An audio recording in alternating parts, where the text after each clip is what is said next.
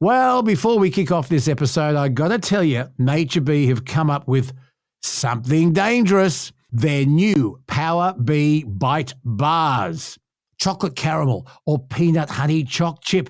They taste so good, you're going to forget they're healthy. Packed with protein, boosted with power pollen, they're perfect for the road, perfect for the shed, perfect for the man cave, perfect anytime you need a quick lift. And they're paired beautifully with your daily power pollen capsules to create the ultimate wellness routine. Links are in the description right now, but stick around, I'll tell you more. In a world where voices are silenced, Please. one man refuses to lie down. It's about how hard you can get hit and keep moving forward. How much you can take and keep moving forward. That's how winning is done. He's been punted not once, 40 years they've been trying. not twice, You couldn't fire somebody if they were horrible, doing a terrible job. but 3 times. You're fired. He doesn't tell you what to think, but gives you something to think about. Welcome to the Bonafide Podcast with Luke Boner. And he's not All right, here we go. done Hold your ears, folks. yet. It's showtime. Well, good day and welcome to an even number. It's episode 60 millennial. Can you believe it? Coming up, our resident GP, Australia's most degreed doctor, Dr. Philip Norrie. And a sensitive topic today, but it's one that affects so many of us, and that is, what do you do when a loved one, like a parent, nears the end of their lives? Or if they're suffering dementia, how do you deal with it? Do they know what's going on? And how do you navigate around this very sensitive part of life? We're going to talk about that in great detail. Also, our employment expert, Graham Wynn, how to perform at a job interview, how to answer the tricky questions they throw you. We'll give you the top 7 questions and how to handle it. And the truth behind HR. You love this topic. The myth that HR is there to help you. It's not. HR is not your friend. We'll discuss that. Should you sign an NDA? And other employment questions. And we'll have some fun with the Vice Captain, Adam McDonald, who is the General Manager of All Bids Auction, star of the TV show Aussie Pickers, and a whole lot more. And, of course, we'll get a mouthful from the millennial. News updates. You remember last time we talked, it might have been the episode before, we were talking about Victoria's bail laws and how a 15-year-old, after committing many, many serious crimes, having cash from armed robberies in his bedroom, got his solicitor and his father to convince a magistrate that he should be granted bail so he could go on an overseas holiday. Well, now an official guide for judges and magistrates on how to deal with bail laws has been updated. And this is in the wake of the Victorian government's crackdown on crime. It still encourages the judiciary to release accused youth criminals on bail. So there are strict new guidelines, but the judges and magistrates can still do what they want. The Victorian opposition has said today that the manual makes a mockery of Jacinta Allen's claims that the government has introduced the toughest bail laws in the country. It's called the Bail Bench Book, and it's been updated by the Judicial College of Victoria, and it instructs decision makers that they should continue to impose the minimum intervention required. So basically, they've gone and updated the instructions that have to be carried out by judges, but no change is being made. And a 15-year-old with a list of crimes as long as his arm could still get bail and go on an overseas holiday. Yes. Not good, not good. And you remember David Crucifilli, when he was elected Premier of Queensland, said, we're going to bring in the adult crime, adult time laws, and we're going to really clamp down on soft bail laws, and they're getting results. Youth crime has plummeted since Crucifilli introduced these laws. So it shows it works. I don't understand what's going on in Victoria. Do you think those laws will be rolled out nationwide? Like, do you think they're being received well by the rest of the states? And I'm talking about David Christofili's laws. Yeah. Well, no, because it's a state jurisdiction, Kelsey. It's not a federal jurisdiction. So it is up to the individual states and territories to implement their own bail laws. And this is why Christofili has gone one way in Queensland. Victoria is dragging the chain, and their youth crime rate is soaring because of soft magistrates. I've ranted about this enough, but that's the latest today. There's an update on the bail laws, but there hasn't been.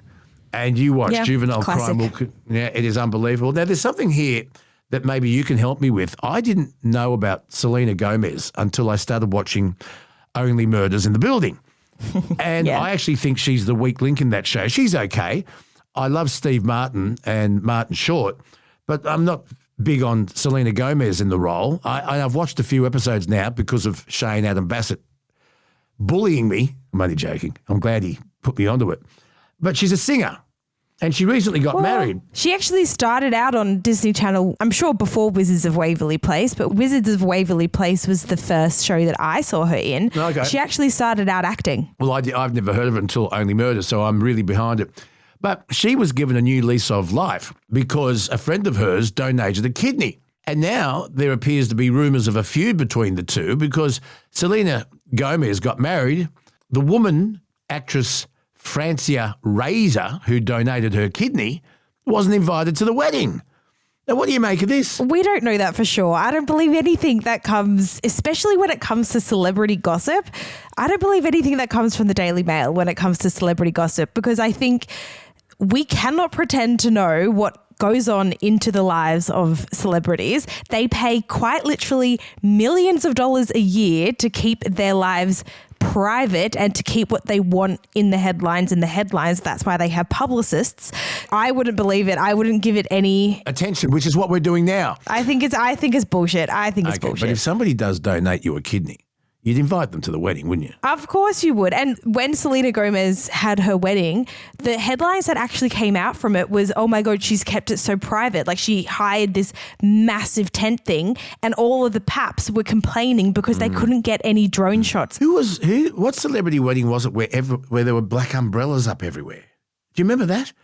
The black umbrella wedding. idea. And everyone was hidden by security guards holding up black umbrellas so that the paps couldn't get. Where do you cut the line off of who you would give a kidney to and who you wouldn't give a kidney to? Yeah, your kids, obviously your immediate kids. family, and you'd be on the list because you'd be probably a good match if you're a blood relative. I wouldn't want your kidney, to be honest. Want your liver. Who would you donate your kidney to?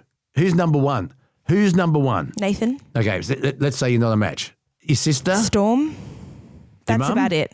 No. You wouldn't give you. No, you guys. You wouldn't give your mum a kidney. Well, maybe. It depends on how old she was, because there's no point putting a new engine in an old car, you know? If the old car's still going okay, if the upholstery's still holding up, That's what and I if mean. the indicators work. That's what I mean. It would depend. It would depend. I don't think Mum would want me to donate my kidney if she wasn't in You'd great rather health. your kidney than be on dialysis. Yeah, that's true. Dialysis would be pretty intense. I wonder if there's anyone listening that's ever received an organ through a donation or has donated, yeah. Or donated. I want to hear organ donation stories. Speaking of actors, by the way, I think Mila Kunis would have been much better than Selena Gomez in Only Murders. I don't think so. She's too old. Much better. Nah. No way. You need that young energy in there. I love Mila Kunis. There's something about her. Oh, I don't need to know this. She speaks fluent Russian too. Yeah, again, keep your think she's fantasies talented. to yourself. She's the voice of Meg in Family Guy. I know. I think she's very clever. Okay, Luke. Okay. Have you heard of a bloke called Matt Cameron? Matt Cameron is an entrepreneur, very, very wealthy, and has built a reputation on two things: a taste for blunt pronouncements and an unapologetically high-flying lifestyle. He's a 46-year-old property entrepreneur. He now lives in a luxury villa in Bali. He moved there 18 months ago. But he still is very vocal on Instagram. And in his latest post, Kelsey, you know what he said? What? He said that he would never, ever do business with or employ a fat person. Oh, He's got this video, and you'll be able to find it, that's carried a scathing caption outlining that the business world is already a brutal place. Why would I gamble my money and my future by working with someone who cannot control themselves? Oh my God. The ignorance of people is staggering. And then he outlined 6 reasons underpinning his views on obesity. He says people who are obese lack discipline, they're slow in decision making, they show weakness under pressure, they show emotional instability, they show low standards and a lack of credibility. He would never do business with or employ a fat person for all those reasons. What an absolute wanker. Feedback. What an absolute wanker. And also so ignorant. We know that there are many reasons why somebody can be overweight, right? Things that are out of their control or make it very difficult to lose weight. PCOS is one of them, thyroid issues. You've got to be completely ignorant to believe that the way that somebody looks can impact their performance. There's so many reasons why somebody could be obese, and a lot of the time it's got nothing to do with their dedication. If they're good at the job, why do we care? Because he says people who are fat lack poor health choices, and that mirrors those choices when they emerge in business and personal life. I know many a skinny person that's addicted to cocaine. So I know many skinny people that have fast metabolisms and eat McDonald's. Some people are just lucky when it comes to that. I know fat people that are amazing at their jobs, and I know skinny people that are terrible at their jobs. So it's just so dumb. You've got to be really dumb to believe that. What do you think, folks? Are fat people lazy? Do they show poor life choices? Do they crack easy under pressure? Are they unreliable because they can't control themselves? Now, this is something for you because you were at school and university really not so long ago. I never went. But Degree from the University of Life. 6 degrees and a master's. There's a real concern in the academic world now that artificial intelligence is helping people cheat. Well, that's been around for a little while now. I don't use AI. I've never used it. We should make a bona fide jingle. We can try. Can you have a crack at it? I'll try. Put in keywords, choose the style of music you want, and let's see what it comes up with. But anyway, the Australian Capital University has now revealed that a lot of students are wrongly accused of cheating, Kelsey. ACU registered nearly 6,000 cases of alleged academic misconduct across its 9 campuses last year, according to internal documents. About 90% of those referrals relate to AI use.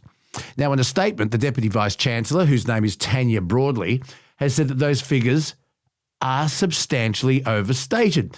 Now, there's an example here of a young girl, Kels, called Madeline, and she was in the middle of her final year at university. She was nursing, and she was frantically applying for graduate jobs when her phone pinged. It was an email from a generic Australian Catholic university addressed academic integrity concern. Basically, the university accused her of using artificial intelligence to cheat on an assignment. And she's stressed out enough as it is. It took 6 months for the Australian Catholic University to completely clear this 22-year-old of any wrongdoing. But by that time, she felt that the damage had been done. Now, this whole AI thing baffles me, and it's probably up to you and Trevor Long to try and educate me.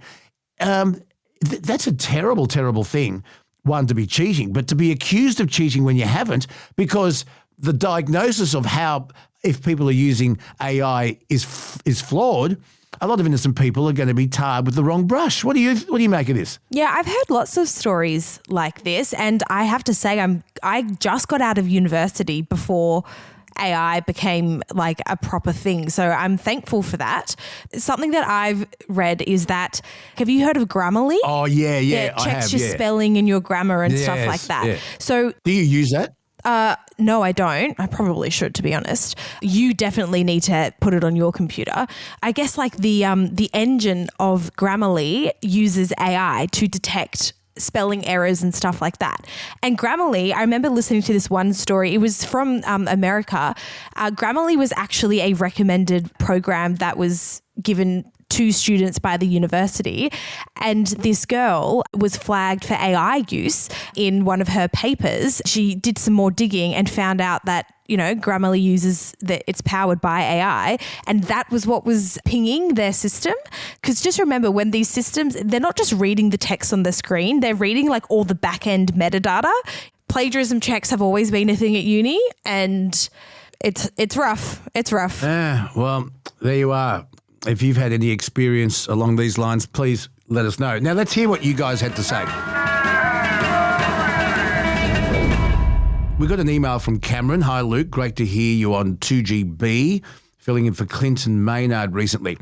On Tuesday's show last week, you spoke at the start of the program about a bottle-o at a childcare centre being built on the top of one another. I actually live close to a shopping centre that does have a bottle-o underneath a childcare centre in the same shopping centre complex.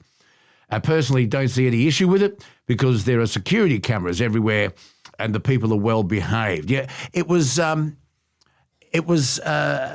story that the producer of the program, Emily, found in our local news magazine on the northern beaches of Sydney. And yeah, it was a bottle-o that was opening up and the childcare centre was upstairs and there was community outrage. Why? The feedback we got on the radio was, who cares? Yeah. It's not a pub. People aren't sitting in there drinking or loitering. You get out of your car, you go in, you get your bottle of wine or whatever, you get back in your car and you go home. It's a takeaway. So...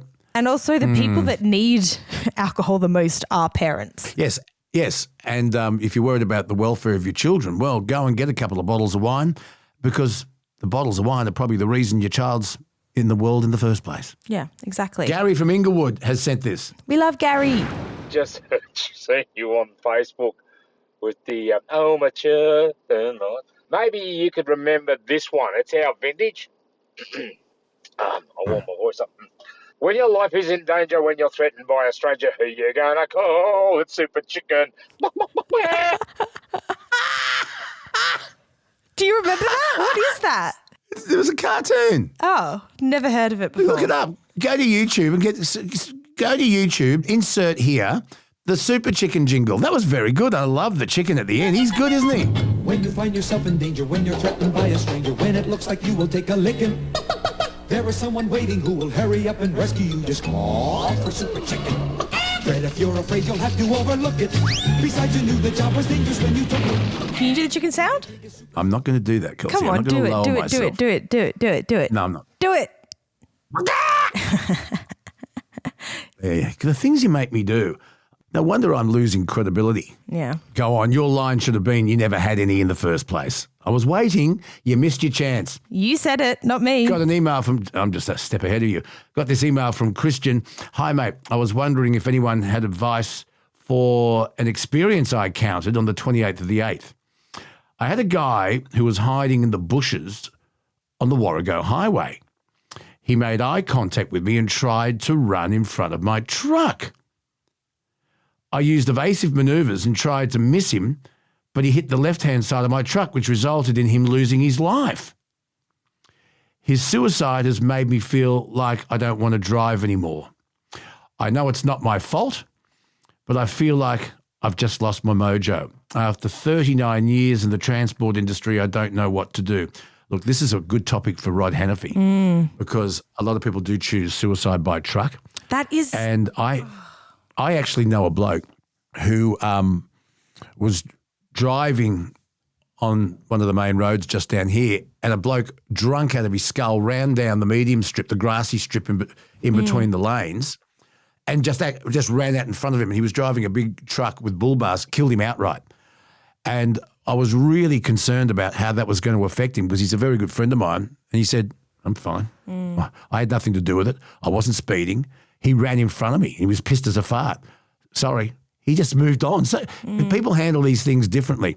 But I really understand what Christian is saying here.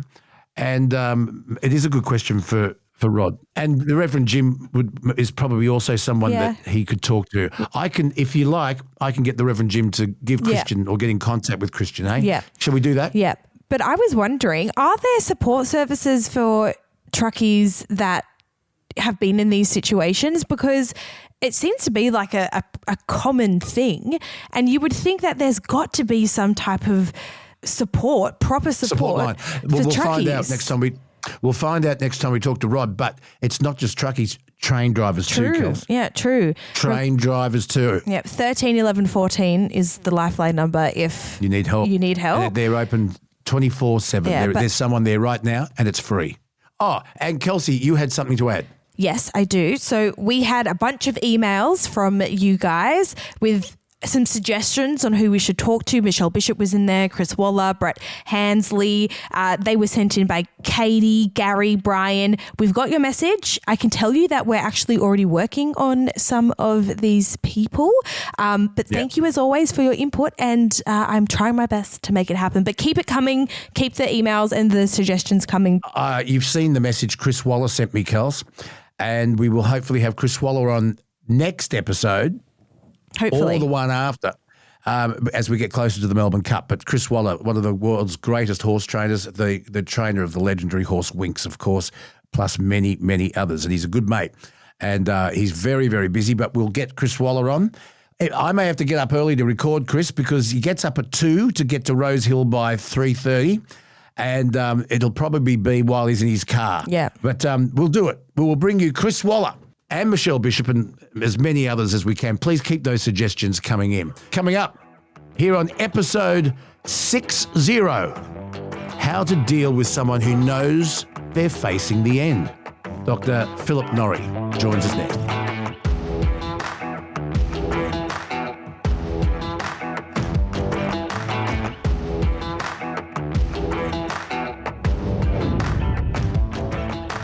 I wanted to talk today on the podcast about a really sensitive issue, and it's one that really struck home for me. See, unfortunately, I lost my father many, many years ago. He dropped dead of a heart attack. In fact, the coroner, I'll never forget his name, it was John Merrick, the same name as the Elephant Man. That's how I'll never forget his name. Very kind. And he explained that it was a massive explosion and he fainted and was dead before he even hit the ground. And I never got a chance to say goodbye and watch him grow old. Different thing for my mother, who died 2 Augusts ago at the age of 94. And all she wanted to do was outlive her sister. They went through their whole life having a massive battle, very competitive. And she did. She outlived her in age by 18 months. But we as a family had some really difficult decisions to make as we watched Mum get old. The first one was we had to take her car away from her. She was just having too many accidents, and none of them were her fault. But the car, it had more hits than Elvis. And taking away her car took away her independence, and it was a really, really tough decision for us. Luckily, my cousins had power of attorney, and we were able to make that decision. And then we went to visit her in her apartment, and it wasn't the apartment that I was used to my mother living in. It was messy. Mail had piled up. She was collecting things. There were 2 chops under the grill that had gone green. She'd forgotten to turn them on and then forgot they were there. There was dripping blood from a cut she had on her foot that led from the bathroom back around into the laundry. I said, how did these blood drops get here? I don't know. And we realised that she was slowly losing it. We had to put her in care and then eventually, at the end, into fully supervised care. And it's really upsetting for the family, isn't it, when you watch a loved one that was so sharp and on top of her game professionally, not necessarily in her relationships, it's another story, but it slowly turned into a child. But the whole time through, she knew she was going. And she knew that the end was coming. And sometimes she would be really philosophical about it and say, look, I'm looking forward to this all being over. I'm too old. My body's too sore. I've had enough. And then some days, maybe because of medication, I don't know, but she would be full of life and looking forward to watching her great-grandchildren grow up. And the mood swings were immense.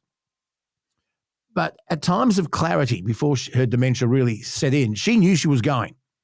And as I say, she was quite philosophical about it. But how do you communicate with someone who is at the end of their life, whether they have a terminal disease or whether it's Mother Nature saying you've had too many birthdays. Well, our resident GP here on the Bonafide podcast is Dr. Philip Norrie, Australia's most degreed GP. And I'm very, very lucky because towards the end, he was actually treating Mum and got to know her pretty well. She loved him. She said, he is the no bullshit doctor, isn't he? I love it because he just tells it like it is.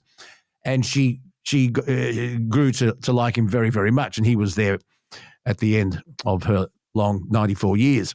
So I thought I'd get him on to talk about this really sensitive issue because it's something that a lot of us will have to face. I've faced it and you will face it if you're lucky enough to have a loved one live a long life and not lose them prematurely through disease or through an accident. So Dr. Philip Norrie, the no BS doctor, the wine doctor, welcome back to the Bonafide podcast. Hi, g'day. Thanks for having me on. You're in my waiting room now. Yeah. Dr. Phil, it's a really sensitive issue and it's something that we need to talk about. And you're pretty much an expert on all of this. If you become close to a patient, and a lot of your patients consider you a friend as well as their GP, it must be really hard for you to watch somebody face the black curtain. So I've got plenty of questions for you, and maybe you got some advice for my listeners who are going to go through this or are going through it right now. Dr. Phil, how do you communicate with someone when you know full well they're at the end? And let's take someone without dementia as part one of this conversation, someone who has got their marbles, but they know they're going. How do you navigate that? What's your advice? Take us through it. You might have some examples of what elderly patients have actually said to you about knowing they're facing the final curtain. Well, you've got to realise one day it might be you, so you've got to be very kind. You've got to be very patient. I've always reminded at the entrance of one of the nursing homes I went to, it had a picture of an American Red Indian, and the quote underneath was, respect old age, it's a privilege denied many. So if you have the privilege of becoming old and philosophical and you can sit back and look over your life, at the end, I've found that most people welcome death because they just say, I just want to go to sleep and not wake up, because they realise that they're near the end. They realise that they're too weak, too old, in too much pain.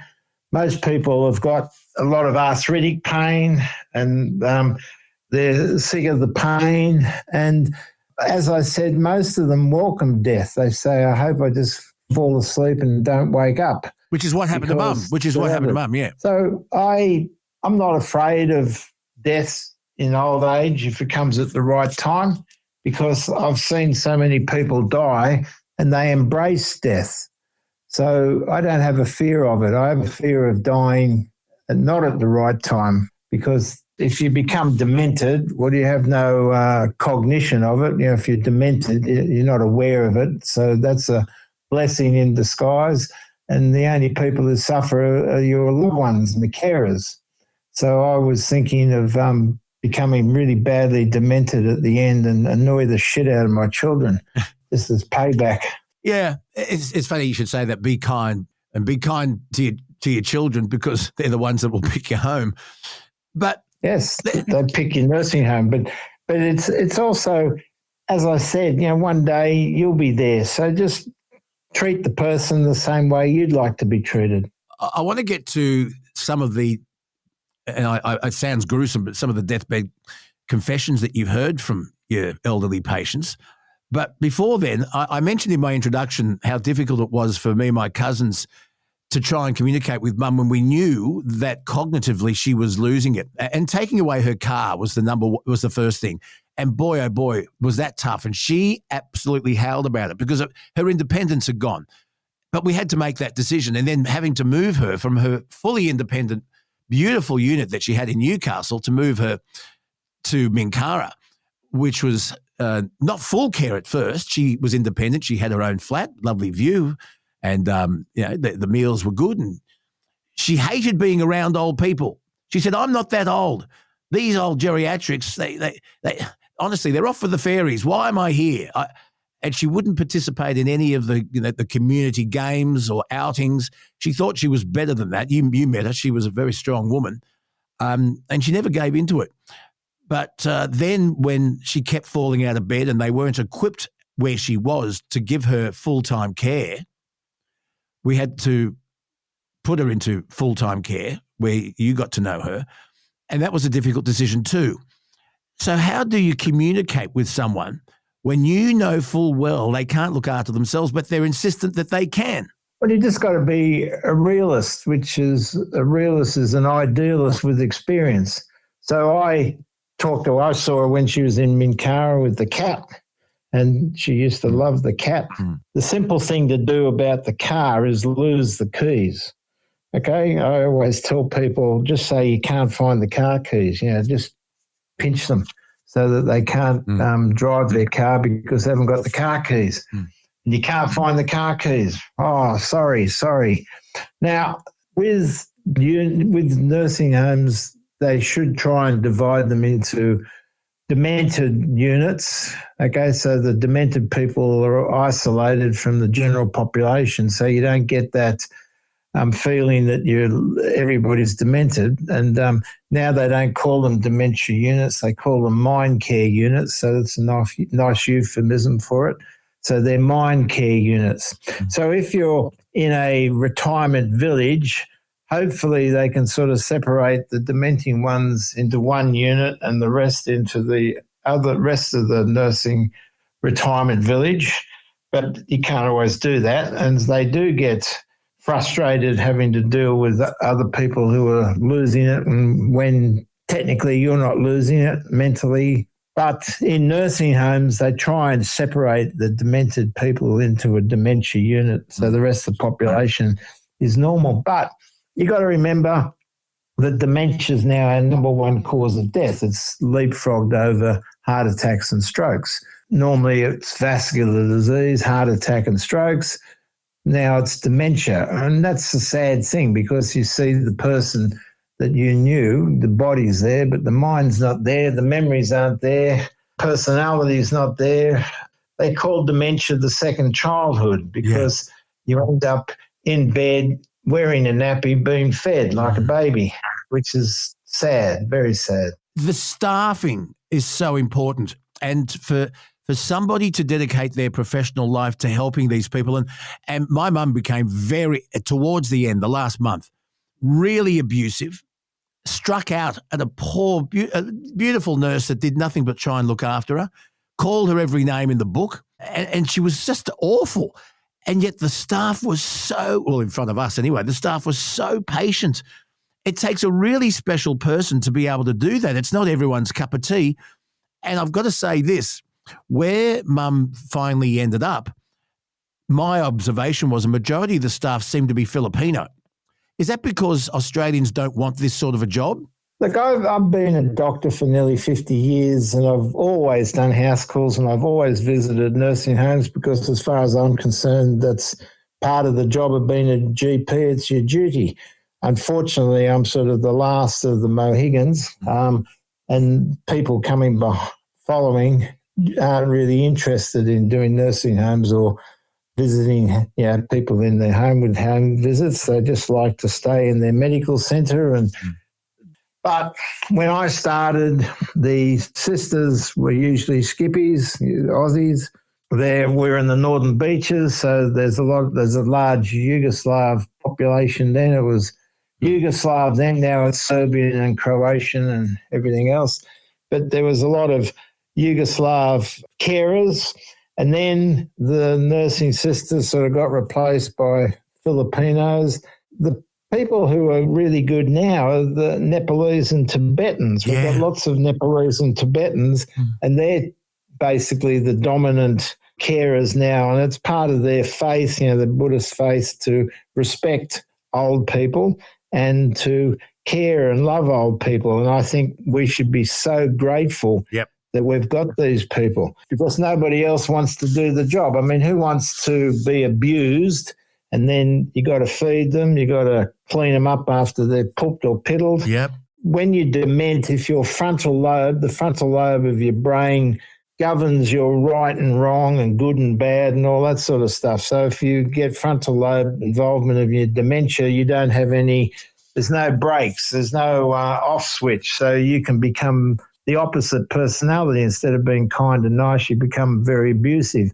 And they put up with that. They understand that because they know it's part of the dementia. It's not the real person talking. It's the demented person talking. And Australia should be so grateful that we have this population of Nepalese and Tibetan carers, because the Aussies aren't really involved anymore. They don't want to be involved. It's the same with Western Pacific Islanders who do a lot of picking of fruit and other things that the Aussies don't want to do anymore. So we get the Western Pacific Islanders coming in to pick the fruit. Australians are becoming very selective in what they do. They won't do manual stuff as much as they used to, and they certainly won't do the caring. So the carers now, if you go to a typical nursing home now, you'll see maybe one or two Aussies in charge, the sisters, and the rest are all carers from Nepal, Tibet, the Philippines.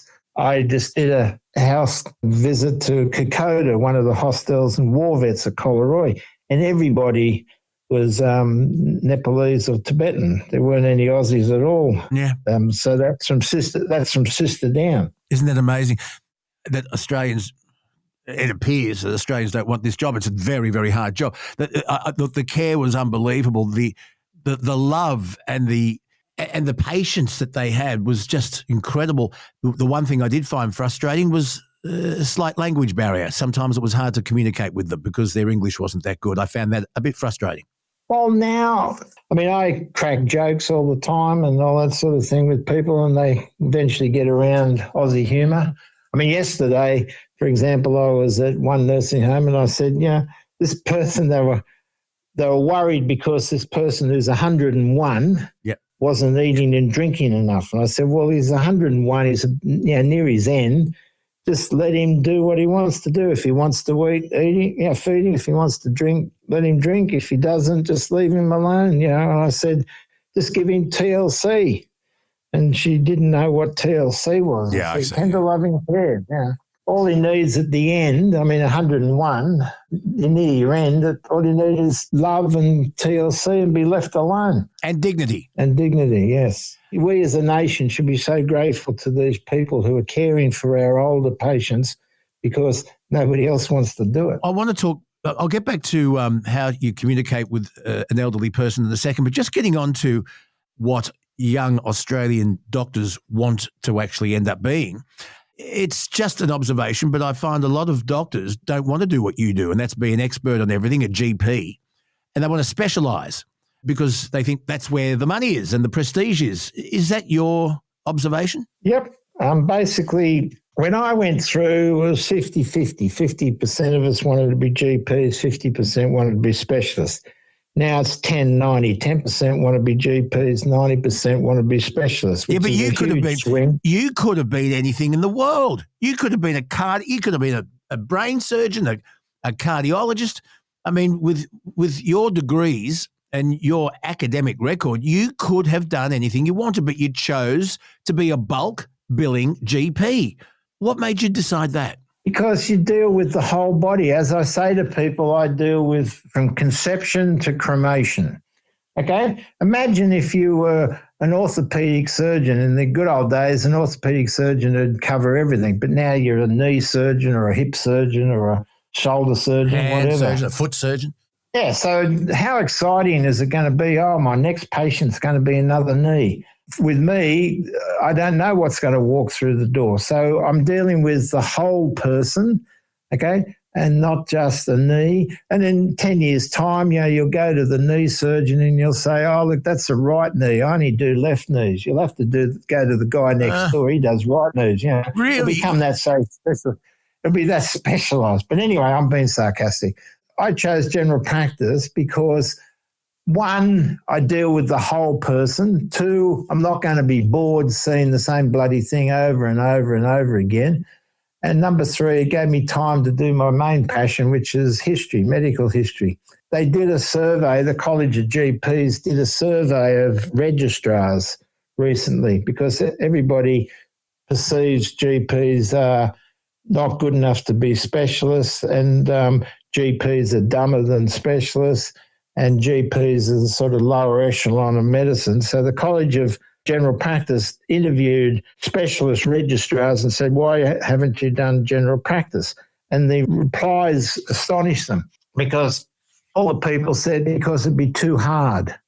Okay? So there's specialist trainees saying, I didn't do general practice because it's too hard, because you've got to know a lot about everything, whereas we just want to know everything about a small field. So you've got to be a jack of all trades and master of none. You've got to know everything, well, a lot about everything. Yeah. And that's the beauty, because you're dealing with a holistic human being, the whole body, not just the bloody knee. Let's get back to communicating with someone who knows they're at the end, and we've touched on dementia. But let's talk about someone who has their marbles. Now, I mean, just like a woman in labour knows a baby is coming, does a dying person instinctively know that death is near? Yes. You got to be patient with them. I like to deflect. So I like to say, and what did you do in your youth, and what was your career, what was your job, what sports did you play? And they love to sit down and just reminisce and talk about things, and that's how you get their trust. But for a lot of my patients in nursing homes, I've known them for nearly 50 years. Yeah. So you're just part of the journey. So, at the end, you diagnose their cancer or their heart failure or respiratory failure or renal failure, whatever it is that's going to knock them off. You're just part of the journey. They've known you for a long time. So you're not doctor-patient, you're just basically mates, because most of my patients call me Phil. If I've known you for nearly 50 years, if we've known each other, we're mates. We're not doctor-patient. It's sad watching them die. Somebody who's terminally ill and they're going to die prematurely, and they've gone through every single process, and their oncologist has said there's nothing more we can do. We can make you as comfortable as possible, but there's nothing more we can do. Now, some people mentally will fight that and fight it and fight it, and some people might give up. But how do you communicate the inevitable with someone who just doesn't want to go? Just let me expand on that a little bit. We have a close relative who's seriously religious, Christian.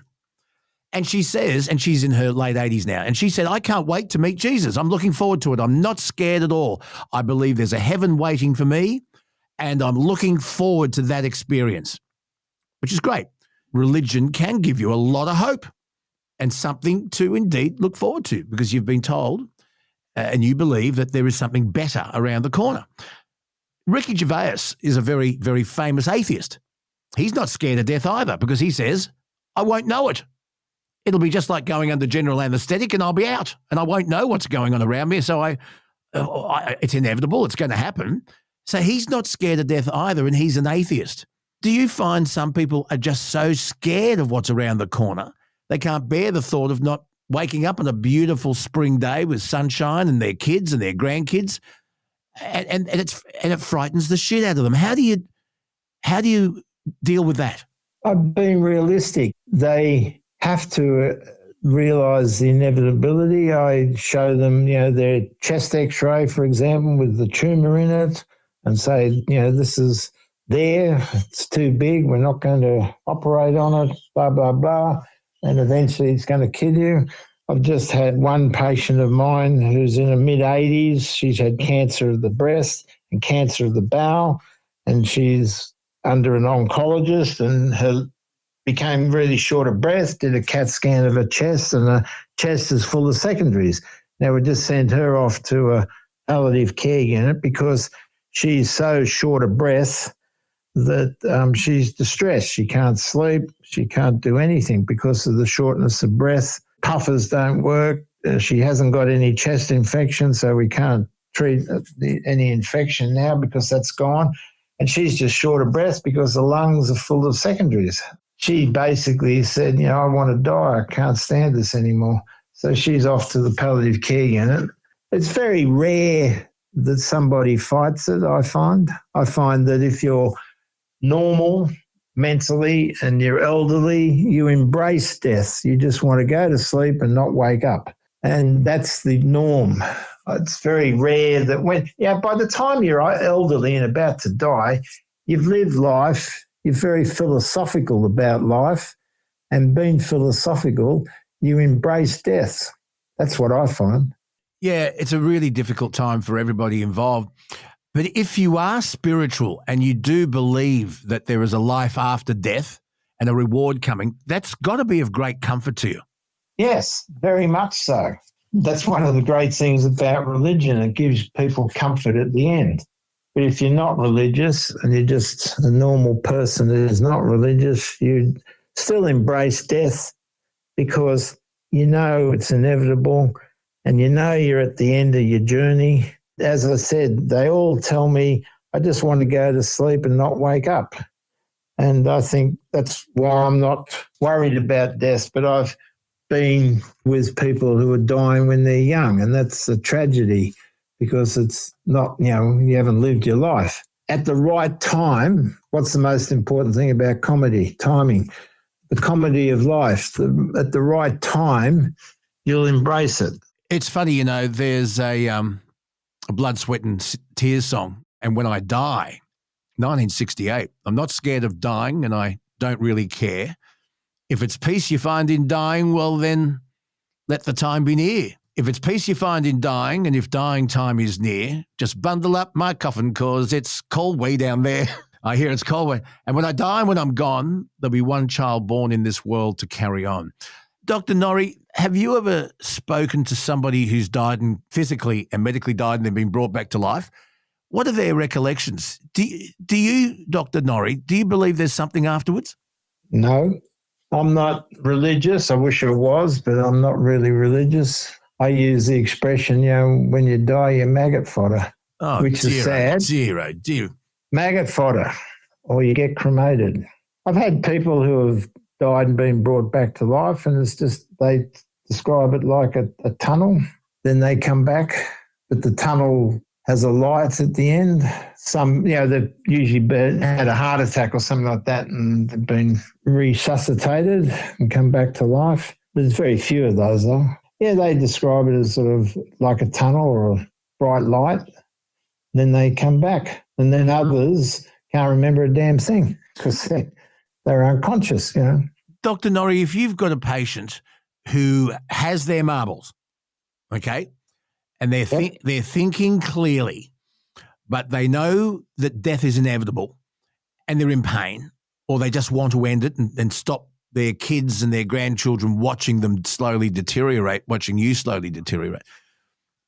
How do you feel about voluntary euthanasia? Take me through your thoughts on that. For the right people, it's a wonderful out. Yeah, so it's VAD, voluntary assisted dying, but you've got to have your marbles. You've got to be cognitively intact. If you're demented, you can't do it. You have to see a psychiatrist and go through the psychologist thing. 2 doctors have to sign off on it. Psychiatrist and your oncologist, your cancer doctor or specialist, and then you're given a big pill. You just go to sleep and don't wake up. So a good alternative. Why go through all the pain? Why go through all the suffering? Because the pain can be terrible, particularly if you've got secondaries in bones. Bony secondary pain is terrible because you can't move. Every time you move, roll over in bed, because you're usually bedfast by then, trying to roll over in bed, the pain's intolerable, so they embrace it. So voluntary assisted dying is a good thing.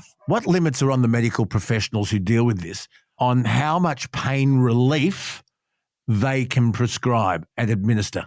Basically, at the end, we give 2 things. Midazolam, which is an anesthetic, so it makes you drowsy, and that's subcutaneous, and subcutaneous morphine. And the subcutaneous morphine, you can either increase the dose or you can increase the frequency. So the usual thing is 5 milligrams 4 times a day. Then you might bump it up to 10 milligrams 4 times a day, or 5 milligrams every 4 hours, so 6 times a day. So you can bump up the frequency, bump up the dose. And with the midazolam, they go off, they just drift off and stop breathing and die.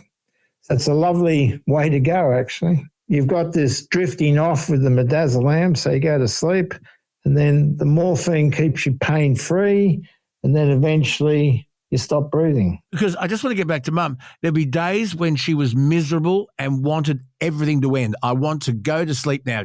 I just want it to end. And then she'd wake up the next day in a completely different mood. We'd take her to the movies and lunch, and she'd say, "What a beautiful day. This was great." We'd discuss the movie, and if she'd signed a piece of paper that said "put me to sleep" the day before, she'd be gone, and she would have missed out on the next great day. I still think about that. Yeah, well, look, I mean, you got to draw the line somewhere. You got to put a line in the sand. The next day could have been a shithouse day. Where are you going to draw the line? You got to do it. You got to make a decision sometime. And she was well into her 90s. I mean, let's be realistic. The life expectancy for a male is now 79, and for a female, it's about 84, 85. So she had sort of 10 years on the statistics of the Bureau of Statistics life expectancy. Yeah, you could play that game with everybody. Even demented people have lucid days sometimes, and they can tell you what they had for their wedding dinner or wedding breakfast. Mum was 60 or 70 years ago. Right? Mum could not remember that I'd just rung her to say, "I'm coming up to take you to see that movie," and I'd arrive and she wasn't ready, and she didn't know that I'd rung. But you could have the most lucid conversation with her about her childhood. She remembered all her friends' names from primary school. She knew all her teachers' names. Her stories from her childhood were so detailed. It was her long-term memory was unbelievable. Her short-term memory was dreadful. Yeah, that's because the long-term memory had been laid down and could be retrieved. The short-term memory, you ringing her up, the brain was not capable of laying down new memory, so it couldn't remember that you just rung her. Okay. So if I can use this comparison, is it like a computer when the hard drive's too full? Yeah.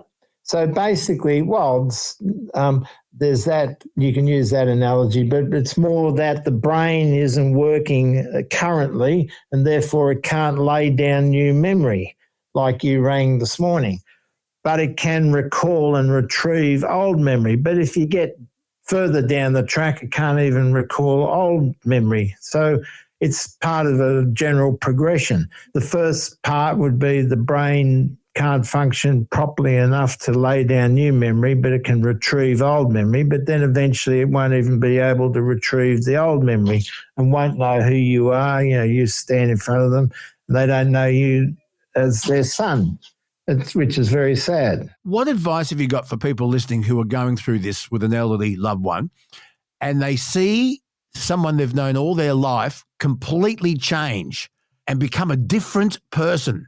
They may have been a loving, caring person throughout their whole life, and all of a sudden they're a nasty, dreadful, dreadful human. I guess don't take it personally. No, I mean, basically that's not your loved one talking anymore. This is the confused, demented person talking, and obviously their frontal lobe's gone, and because their frontal lobe's gone, they can't tell the difference between good and bad and being nice, etc. So you just have to be patient, kind, understanding, realise that this isn't your loved one anymore. It's a different person, unfortunately, because of the dementia. Dementia is a terrible thing. It takes the person away from you. You're left with the skeleton. You're left with the skin and bones, but not the personality, not the person. And that's the tragedy of it. But as I said, it's becoming our biggest killer.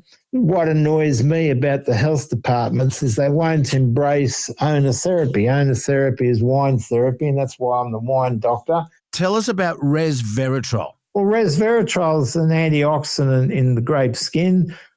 Wine has three major antioxidants, resveratrol, quercetin, and epicactin, and they can block 100%. There's been a beautiful study done in Davis University in California where they looked at antioxidants, and the antioxidants in wine, resveratrol, quercetin, and epicactin, blocked 100% oxidation, whereas the standard antioxidants everyone embraces, vitamin C and vitamin E, plateaued at about 20%. So the antioxidants in wine are 5 times more potent at blocking oxidation. And what's oxidation? Oxidation is basically rusting. So when a metal is oxidized, it's rusted. And when we oxidize, we're aging, we're rusting internally. And that's why societies embrace antioxidants like vitamin C, vitamin E. In China, it's ginseng. In France, it's garlic. Every society, every country, every group of people have their own antioxidants because through trial and error, they've found that they're effective. When the Premier of New South Wales, Jack Lang, introduced the old age pension during the Depression in the 30s, he was hailed as some revolutionary person who was helping old people by having an old age pension. The catch was nobody lived to be 65 to collect it. So he's a cunning old fox, got all this good news bullshit because he said, I've introduced an old age pension. You can get it when you're 65. But statistically, nobody got to 65. They all died of a heart attack or stroke in their 50s. So he was a benevolent person on the right track, but he didn't have to fund much of it because nobody lived that long back in those days. Jack Lang, eh? His nickname was the Big Fella. Yeah, the Big Fella, yeah. He was a character. He was actually expelled from the ALP. Did you know that? No. Yeah, look, anyway, that's another topic. He was expelled from the ALP during the war. Mid-40s? Yeah, 1943. What annoys me about health departments around the world is they do not embrace the findings of longitudinal studies. And longitudinal studies are the thing that tells us what kills us and what makes us live longer. I mean, it's a roadmap provided by science, and they choose to ignore it. It annoys me. By the way, Kelsey can edit this in. And by the way, Jack Lang died at the age of 98. Yeah. Yeah. Well, he got his pension, didn't he? He got his pension. He was looking after himself. They're a typical politician. Now, Kelsey can do some editing here. Phil, we've got to wrap up. What final message would you like to share on today's podcast? Don't be afraid of dying at the right time, because if you're elderly and you've lived a full life and you're near the end, you actually embrace death. But peacefully, you want to go to sleep and not wake up. So don't be afraid of dying at the right time at the end. But obviously, if you're premature, resist it, kicking and screaming, and try and get all the therapies to stay alive, because life is a beautiful thing to be treasured. And in the words of Blood, Sweat and Tears, and when I die and when I'm dead and when I'm gone, there'll be one child born in this world to carry on. Yep, it's been thus for millions of years. If our listeners want to learn more about, okay, so if we Google the Wine Doctor, does that take us to you? Yep. Google it. The Wine Doctor. Coming up, how to handle a job interview and to watch out for the trick questions they ask you, how to answer them, and a warning about HR, the myth behind HR. HR is not your friend.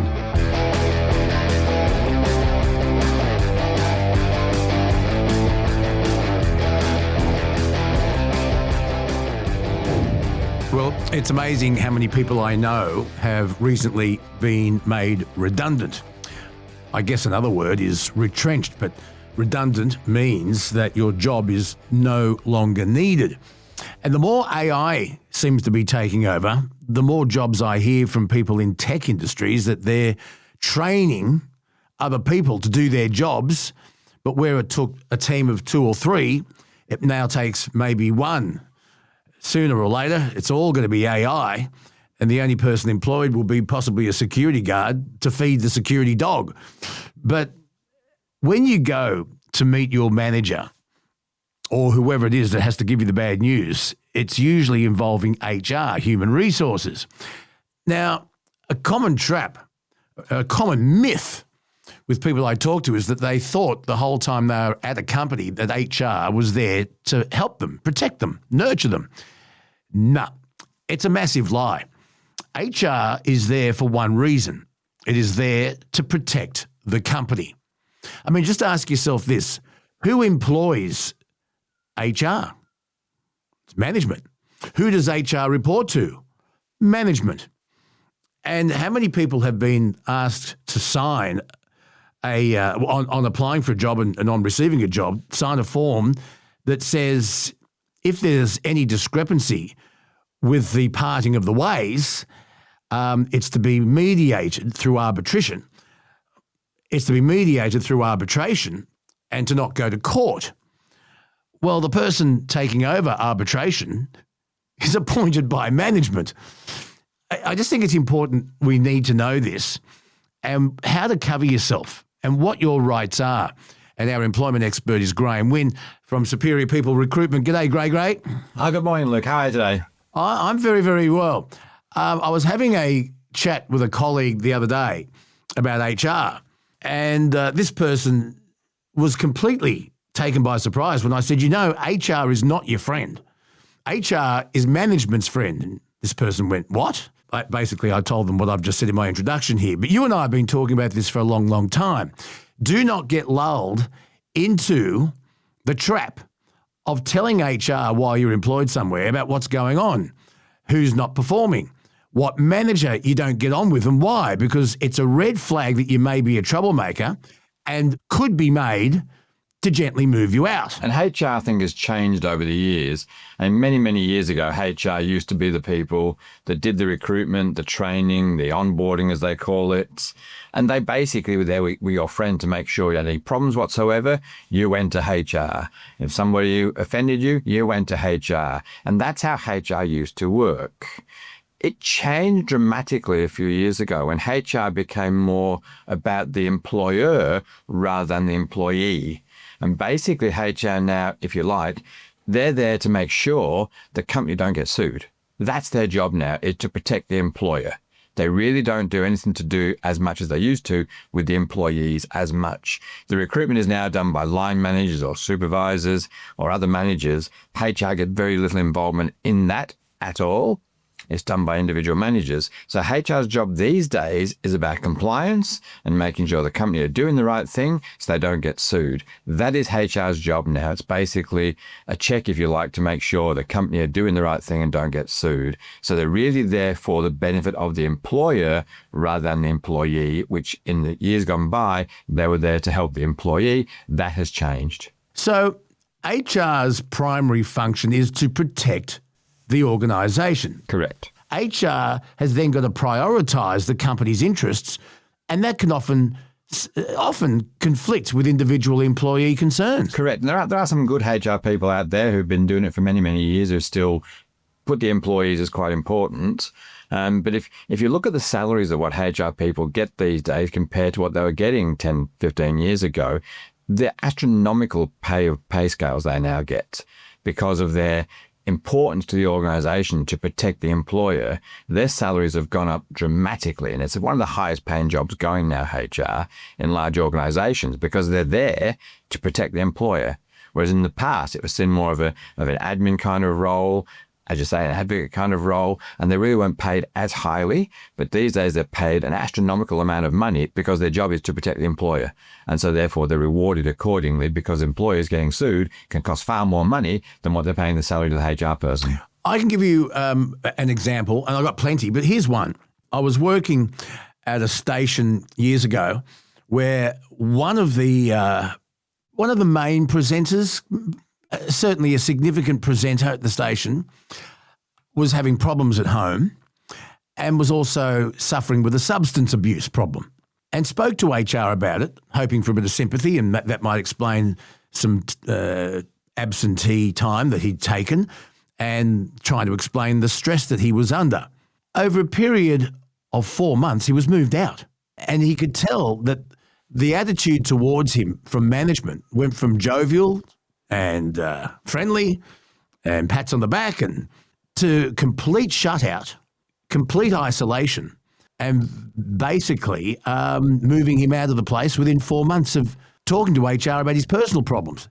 in retrospect, he says he shouldn't have done it. Yep. And that basically what HR would have done. They'd have said, okay, we've got an issue here, a potential red flag with this person, which could hurt the company. So how do we manage this person? And that's what they would do to try and ease the risk of any problem within the organization. Or as you said earlier, if someone is complaining a lot about other people, quite often what they'll do is they'll manage those people out of that department or out of the organization entirely if they see them as a trouble causer. Everyone seems to want to sue everybody these days. You take offense and you want to sue. Now, that's been the American way for many, many years. And we've now started to go down that path, basically. As soon as something upsets you, you want to sue somebody. It's just a change in people's attitude. And so HR now and companies are even more concerned about people taking action against them, which is why HR has really had this focus now on you need to protect the employer, because every Tom, Dick and Harry out there wants to sue somebody these days. I'll get to how you become an HR officer in a second, because I mean, it must be for really decent people who do care about their colleagues, it must be very stressful to be doing this manoeuvring. It's a highly stressful job. It certainly is. And I think one of the issues with HR, a lot of people these days are getting some HR qualifications, spending 3 or 4 years at uni doing their HR qualifications and moving straight into HR roles, but they lack the people skills. They're only learning from a book. And in the past, a lot of people moved into HR within organizations. After a few years, they've been there, they know the business, they know the people, they've got people skills, they've got communication skills. We're seeing a lot of people slot straight into HR roles without a lot of work experience or people skills, because they're learning it from a book about what is about is compliance, what people can and can't do. So that empathy isn't there. Their job is purely what's in the book, what's in the law, how do I protect the employer. So what qualifications do you need to be an HR officer? Realistically, you don't have to have a qualification. It's not a job where I would have thought at least you'd have to have a law. I would have thought at least you'd have to have a law degree to understand all the legal ramifications involved. Not necessarily. As long as you can actually interpret what the laws are and what the rules are, you don't need a qualification. And a lot of people in HR do not have qualifications, but a lot of people these days do. And this is why the salaries have increased so much, because employers are wanting these HR qualifications now to put people in these senior positions. But you don't need to have a HR qualification to do HR, because basically it should be about interpreting laws, rules, regulations. If you've got a brain, you should be able to do that. But really the thing that's missing now in HR are those people skills, the empathy. That's disappearing from HR because it's become much more about the law and compliance.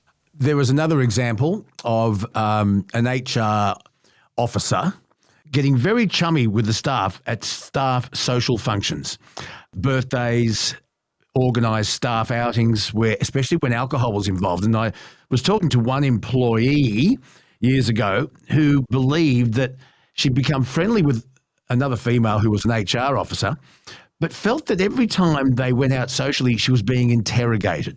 Is that possible? Yes, certainly yes. HR will go out there on what will best term fishing expeditions to try and find out what is going on everywhere, who's saying what, who's not doing what, who's potentially causing problems. So they'll quite often attend these events and go on fishing expeditions to really try and get the lay of the land to find out what's going on the work floor, if you like.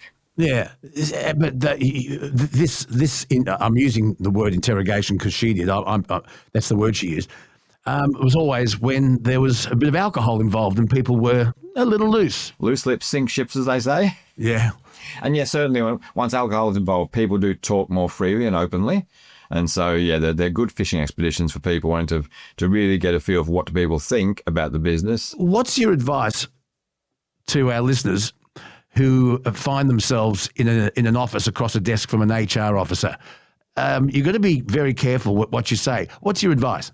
The advice is extremely that. Be very, very careful what you say, and certainly don't complain too much about anything if that HR person's around, because they will take that and potentially have it used against you. So you've got to be really careful around HR people and just understand they can be your friend, but assume they're not. and assume that they're there to look after the employer and not you. I say there are some very good ones out there who do the right thing, but you make the assumption HR is there for the employer and not you, and any information they pick up which they think is detrimental to the business or a risk to the business, they will use that information. Yeah, I mean, even voicing something innocent like, oh, I'm a bit frustrated I haven't been promoted yet, or I think I should be doing more within the company, I'm better than this. That could be a red flag. Oh, here's a possible troublemaker. Or they may not stay very long because they're not happy, etc. So again, they can use that information at all times. And unfortunately, quite often it does happen that, yes. Graham, in this day and age, I've never heard of so many people being asked to sign NDAs, non-disclosure agreements. What is an NDA and what does it mean? What's your obligation once you've signed it? Look, an NDA basically is a non-disclosure agreement, as you say, and pretty much it means if you part ways, you cannot discuss what happened while you're at that employer. Anything at all, you just can't discuss it. If the settlement was reached, you cannot discuss it. If an amount of money was paid to you, you cannot discuss it. The reasons why you were moved on, you cannot discuss. It basically says, once you leave that employer, you can't say a word about them. And in theory, they can't say anything about you either and discuss what happened. So it does work on both sides. And quite often it'll be, if a person is being made a payment to sort of go away, we've got problems here, we need you to go, here's some money for you to go away kind of thing, that's when an NDA will be signed off. Because it also will say that beyond this, you cannot take further action against the employer, anything whatsoever. You can't discuss the employer in the media, anywhere with your friends or social media. It basically is protecting the employer. So more often than not, the NDA is designed to protect the employer from any further action or repercussions. Which brings me to another question. So when you leave a company, I can totally understand why a company would want to protect its business strategy, where its investments are, what its future plans are, and even trying to protect their clients, for example. You not being able to take clients that you were servicing with a company with you. Can we move to the non-compete clause? And every radio station in the last 20 years I've worked for, there's a non-compete clause. And you've got to be very careful because radio is a small industry. And there was one no-compete clause that didn't allow me to work for another radio station in the city I was working in for 3 months. Now, I don't know about you. Probably you, Mr. Moneybags, could afford it, but I couldn't afford to not draw a salary for 3 months. And I was very, very lucky that they relaxed that and made it 4 weeks instead of 3 months. But no compete clauses. I mean, for example, if you do work in an industry that's a fairly narrow industry, let's say you're a salesman, but it's a narrow industry, it must be very hard not to be dealing with clients that you dealt with at the previous place if that client pool is shallow. Correct. And the non-compete clause, there's a few things with that one. And I've had this myself with a person who once worked for me and went straight away the following week to work for another recruiter and started talking to my clients. The non-compete clause, the issue with it is if I'm going to say to you, for the next 12 months, you cannot approach my clients the next 12 months, I have to make you a monetary payment as compensation for your potential loss of income. So you can't have a non-compete clause unless there's a financial payment made. And there was a person quite a few years ago, who was in charge of a large retail store who said, okay, you did the wrong thing, you've got to go, sort of. And he was given a non-compete clause of 12 months, but paid a massive amount of money, so he couldn't go to a competitor for a 12-month period and was paid a huge amount of money to not do so. So a non-compete clause, you basically need to have a financial settlement with your employer to stop you going to visit their clients or talk to their clients, because otherwise you have a potential loss of income. And therefore, that's why you have to have this non-compete clause with a payment. As I had a person work for me once who went to a competitor, the following week spoke to my clients. I went to a lawyer to find out about this and was simply told your non-compete clause really isn't worth the paper it's written on, because there's no financial payment made to them to potentially suffer their loss of income. So unless you have that payment in there to say you can't go and contact my clients, the non-compete clause isn't worth the paper it's written on. All right. What's your advice? If someone offers you a non-compete clause, find out, okay, what are you going to pay me to not go to approach? Simple question. What's it worth? Because if they don't make a payment to you, just tear it up, basically. Can we go to the beginning of your employment? if you are going to a job interview, there are some commonly asked questions that you'll be asked. And I just wonder if we could go through a few and you can advise us on how to answer them. These are the common questions, and the way you answer them could decide whether you get the job or not. Here we go. You ready? Ready when you are. Okay, Graham, I'm interviewing you for a job. Let's do it that way. So, Graham, tell me, why did you leave your last job? If it's a genuine reason, such as redundancy, cutbacks, whatever, tell the truth. If you left because you've had a long holiday, tell the truth. What you want to avoid at all times with this is bad-mouthing the previous employer. That's always a red flag to your potential new employer. So you never want to say bad things about your past employer. If you say it's for personal reasons, that can be a potential red flag from the employer you're talking to, because, oh, okay, what happened there kind of thing. But realistically, you want to try and be as positive as you can. And the best option you've got potentially is simply say, if you've been there for a while anyway, simply say, I reached as far as I could. I was looking for more growth or further opportunities. They're your best answers if you can. Okay. Question 2, Graham. Graham, tell me, what are your weaknesses? I love this question because I've had that once before and I turned it around the other way. I actually said, people ask, what are your strengths and weaknesses? To me, they're the same. You don't have strengths or weaknesses. They're one and the same. If you are a perfectionist, that can be a strength or a weakness. If your attention to detail is lacking, that can be a strength and weakness. So basically, a strength and weakness is the same thing. So me, I never accept I have weaknesses. I don't accept that I've got weaknesses. There are things I can improve on, but I don't have weaknesses. So you never want to admit you have a weakness. You can simply say there are certain things I want to improve upon, but never admit you've got a weakness. There was a great gag I read somewhere where there's a guy going for a job interview and they say, so tell me, Fred, what do you think your biggest weakness is? And Fred says, I am 100% completely honest. And the interviewer says, I don't see that as a weakness. And Fred says, I don't give a fuck what you think. I mean, I play lawn bowls, for instance, and some people are better on one hand or forehand or backhand. It doesn't mean their backhand is a weakness. It just means they can improve upon it still. So you never want to accept you've got a weakness. You can admit there are things you might want to improve on, but never say you've got a weakness because it's a negative connotation and you don't want to give negative connotations. Okay, here we go. Tell me, Graham, where do you see yourself in 5 years? Don't be overambitious on this one. Don't say you want to be running that company in 5 years' time. That's way, way over ambitious.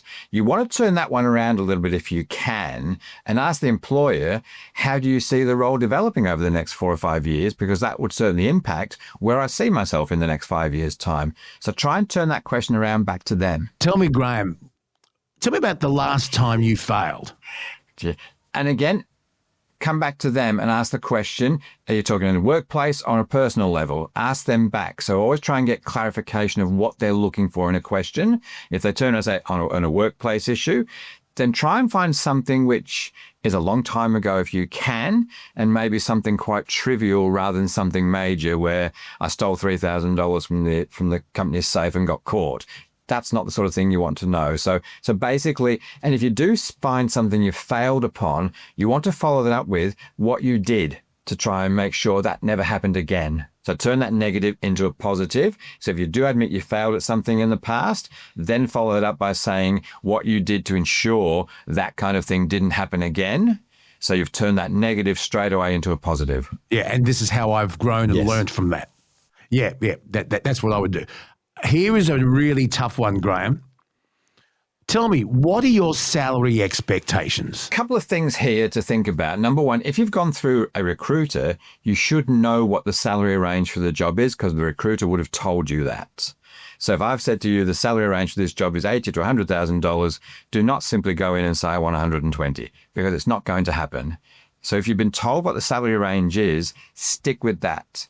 If you haven't been told the salary range because you're going direct to the employer, you should really base it on what you've been earning recently. So if you've been earning $100,000 recently, don't walk in and say 160.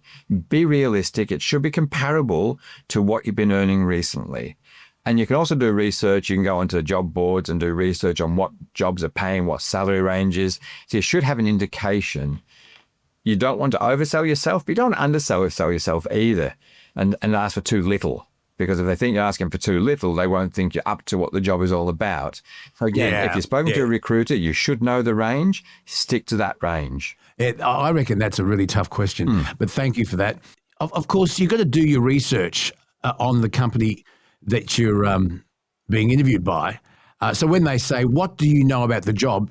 Be fully prepared. That's a simple one, but that's a commonly asked. Do as much research as you can. I mean, if you think back to my days first starting to go to work, if you want to do research on a company, you had to go to the library and get the microfiche files out and search through microfiche now it's easier. pages, to try and find something about them. These days, no excuse. It's all there. You can go on their company pages. You can look at their LinkedIn pages. You can do a lot of research about organizations before you get to that interview. And at the very end of the interview, what do you say?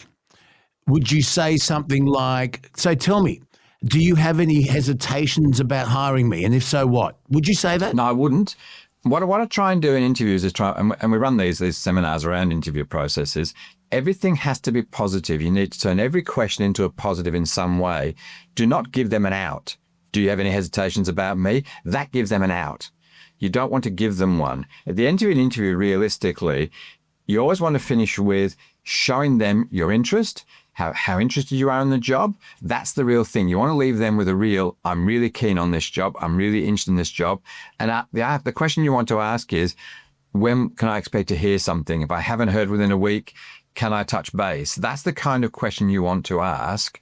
Show them how interested you are and try and get a timeline on what the next step is. All right. Well, you have a great holiday. Thank you for our chat today. It's been really educational. Folks, remember, HR is not your friend. HR is management's friend. Just keep that in mind when you're talking to HR. And hopefully those job interview tips help along the way for when you do have that dreaded... at one of the stations I worked at, the HR interview office was very, very small. And you knew it was the HR office because there was a box of tissues on the table. There's an indication. That was the HR office. There were tissues on the table. And just be careful when you go for interviews. Be ready for some real left field curly things, because a lot of companies are trying to get creative with the questions and how they interview you. Give us an example. Give us an example of a curly one. One example, I had a client who had an empty office with sort of boxes and things in there, and you took the person into that empty office and said, I'm just relocating this office. Do you mind just sitting there and we'll talk while I'm doing this? So it wasn't like a formal desk and chair. They were sat on a chair while this guy just moving boxes around on shelves. I had another person who, what he would do was he'd actually ask the person while they're waiting reception, say, look, I'm just running 5 or 10 minutes late. Would you mind nipping down? If you want a coffee, here's some money. Would you mind nipping down and get me a long black short espresso with 17 different things he wanted in his coffee? To first see how they reacted, and second, could they remember what he wanted? So there's little things like that. Another employer, if you're in the interview room, would get you a coffee or a glass of water, and if you didn't offer to take that cup or glass away, he wouldn't employ you. I've got another employer who would, the car park of the factory was outside the offices. He would walk you to the door and look for where your car was. If your car was dirty, he wouldn't employ you. If you can't take care of your own possessions, why would I let you look after my equipment? So there's all these little quirky things that people have.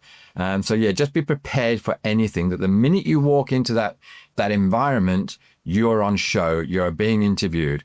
And more often than not, if there's a receptionist there, the recruiter or person interviewing you will ask the receptionist, what were they like in reception? Because that receptionist is part of the process, how you interacted with them. So the minute you walk in, you're on show. And don't take your parents with you. No, yes, you tell that story before you go. I had an interview person, and they brought their mum into the interview and into the reception house, and the mother got up with the person to come in. I said, no, you can't come in. And her response was, I want to make sure they answer your questions correctly. Well, the answer is no, you can't come in, because you can't be here every day when they're working to make sure they do their job right. So no, you cannot come into the interview. They brought their mum with them to make sure they answered the questions. Wow. Yep. That would be a red flag. Graham Wynn, have a great holiday. Talk to you in a couple of weeks. All right, take care, Luke. Coming up, a bit of fun and excitement and some not so serious stuff with Adam, the vice captain. The Man Cave is coming up. Start listening to Bonafide. It's a really good podcast show. Available on Spotify. It's a really good download. Stop apologizing for missing an episode.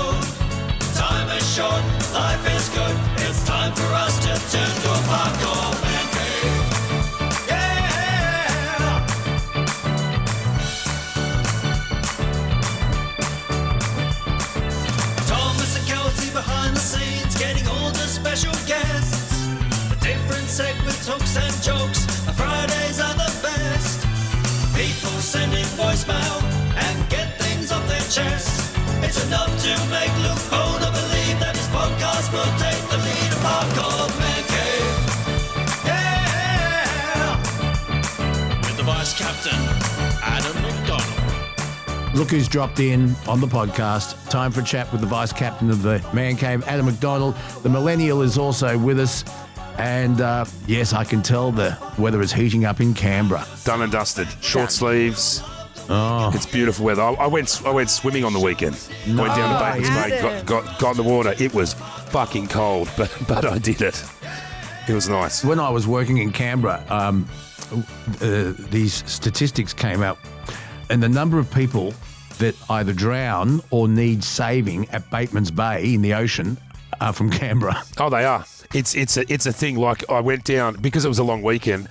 I didn't go down I just drove down on Sunday just for the day. But if you get out of town on Saturday, like it's everybody in Canberra is in Batemans Bay. It's a thing. Yeah, everybody's there. It's almost Canberra's most eastern suburb. Yes, it is. So what have you been up to, Vice Captain? What's gone under the hammer? I've got a couple of interesting little things. I've got a couple of good motor cars in my showroom at the moment. I've got a Fiat 500, which is a Fiat Bambino. You know, you could probably fit it in a backpack. It's a tiny little thing. It's been souped up. It's super fast. It's like driving a slot car. And I've got an English Riley, which looks like, for those who don't know, the English Rileys, it looks like a Mini, but a sedan. It's cool. It's a very cool little car. So I've got two nice little vintage cars in the showroom at the moment. So have a look online. A question about auctions. I was watching a documentation. What? I was watching fuck me. I was watching. Shut the fuck. I was watching a doc. Don't you put this in? I was watching a documentary on the housing crisis. And anyway, they were talking to an auctioneer who about the question of underquoting. And the auctioneer said something I thought was really interesting. He said, we, the agents and the auctioneers, often don't know what the reserve price is until the day of the auction. So how the agent can underquote when they don't even know what the reserve is interesting. But he said also he has done a house auction and never knew, even while the auction was going on, whether or not the property was for sale yet. And then when the bidding lulled, said, I'll just have a talk to the vendors, and said, we're not there yet, and put in a vendor's bid, which still didn't get them there, and it passed in. So when you're auctioning anything, Graham, Kelsey, can you slap me in the face? Just do it now. Who are you? Oh, if I could, I would. Trust me. Do you always know what the reserve is on something you're auctioning? I think there's a bit of a difference between goods and chattel and real estate, where we're two different beasts. As I was coming up through the ranks as a live call auctioneer, what the gentleman called Gavin Hardy, one of the old school auctioneers who taught me how to call, he gave me a couple of tips of what you do. So what you do before the sale, you got to mingle in the crowd, and you get the vibe of the crowd, and you watch everybody, and I see Bob Jones. He's gone up to that chest of drawers 5 times now. Mm-hmm. I've got him. He's already in my pocket. Wood duck. He's the wood duck. I know he wants to buy it. I've just got to sort of get him to where I think he should get. So when and standing on the rostrum, you see a lot of things like, I don't give a shit how many auctions you go to, how experienced you are. Everybody's got to tell. Everybody shifts or moves in some way that that I can tell that they want to buy that next lot. There was a fellow that I used to deal with, an older Italian fellow, that he would buy all the mid-century stuff, and I would know, I could pretty much pick every single lot that he was going to buy that day before he even walked in the fucking room, because he would shift his feet, he would turn around, and I'd say, Gino, I've got you. Like, I know you're going to buy it. I know how much you're going to pay for it. And it was my job as an auctioneer to get him to pay what I think it was worth. So he takes a bid, and I say, it's with you, sir. And then I'll say, it's behind you. Might not anyone be bidding behind him, but I'd say, yeah, behind you. And he'd turn around and go, who was it? And he'd have another bid. And I'd totally bamboozle these people thinking there's all these people bidding, but there's no one bidding. There's me and them. Gav summed it up perfectly. He said it was my job to get someone to buy something they don't really want for a little bit too much money.